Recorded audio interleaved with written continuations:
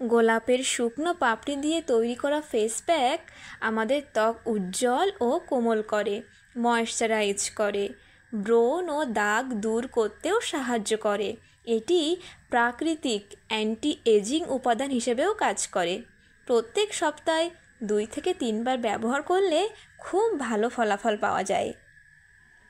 আর এটি তৈরি করতে কি কি উপকরণ লাগে সেগুলো এবার বলছি, শোনো।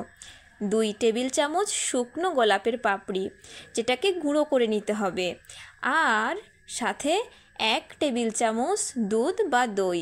এক্ষেত্রে খেয়াল রাখতে হবে, যাদের ত্বক শুকনো তাদের জন্য কিন্তু দুধ, এবং যাদের ত্বক একটু তৈলাক্ত তাদের জন্য দই। আরও 2টো উপকরণ লাগবে, তার মধ্যে একটা হচ্ছে মধু।